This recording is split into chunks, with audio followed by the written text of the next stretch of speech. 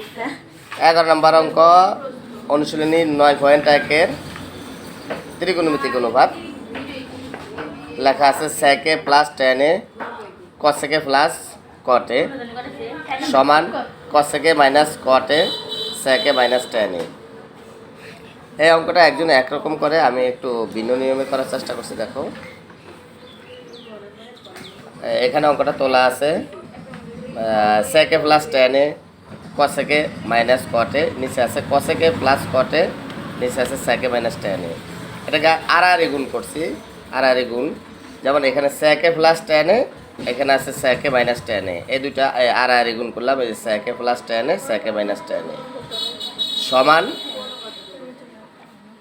এটা সামনে সমান দিয়ে লেখার কথা ছিল, খাতায় জায়গায় স্বল্পতার কারণে আমরা নিচে লিখলাম সমান। সমান সামনে সমান দিয়ে এরপরে আছে কসেকে প্লাস কটে, এখানে নিচেরটা এখানের উপরেরটা কসেকে প্লাস কটে, আর এখানের উপরেরটা কসেকে মাইনাস কটে। এখন এখানে একটা সূত্র হয়ে গেছে, আমরা জানি এটাকে যদি এ ধরি, এটাকে যদি বি ধরি, এ প্লাস বি ইন্টু এ মাইনাস বি। আর সমানের এই পাশেও আছে এ প্লাস বি ইন্টু এ মাইনাস বি, অর্থাৎ এটাকে বি ধরলে এ স্কোয়ার মাইনাস বি স্কোয়ারের সূত্র।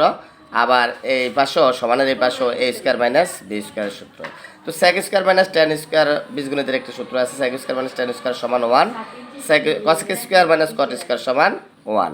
তাহলে এই পাশে অঙ্কটি লেফট সাইডও 1, রাইট সাইডও 1। তাহলে আমরা লেফট সাইড আর রাইট সাইড যে সমান এটা প্রমাণ করতে পেরেছি, তাই আমরা লিখছি যে লেফট সাইড সমান রাইট সাইড প্রুভড।